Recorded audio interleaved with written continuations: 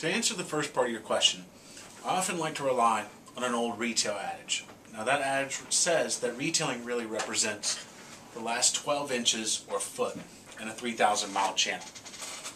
Now that adage is really quite similar to how we define retailing within our text.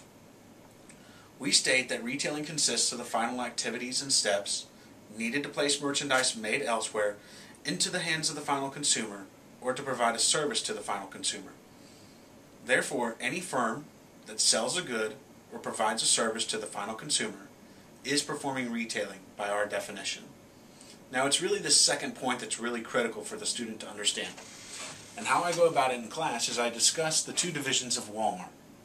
On the one hand, you have the Walmart Supercenter. On the other, you have the Sam's Club. Now in many individuals' eyes, both firms are seen as retailers. However, for government reporting and classification purposes, the Supercenter is considered a retailer. The Sam's Club is considered a wholesaler. Now the reason for this distinction is based upon where a majority of their revenues come from. A majority of the revenues for the Sam's Club actually come from small businesses, whereas for the Supercenter, a majority of their revenues actually come from and-run consumers, just like you or me. So, actually, let's use my favorite drink as an example.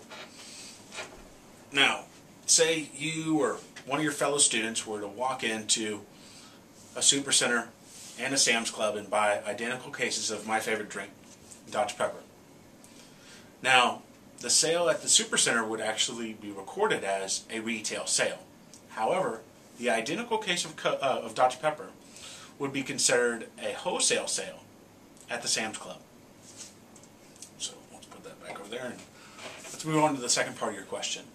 Why is it important that we study retailing?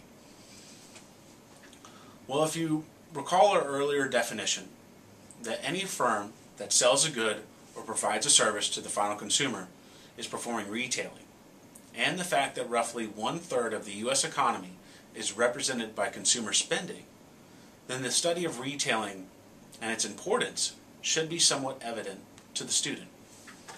In addition, consider the fact that roughly 20% of the worldwide labor force is employed by retailers.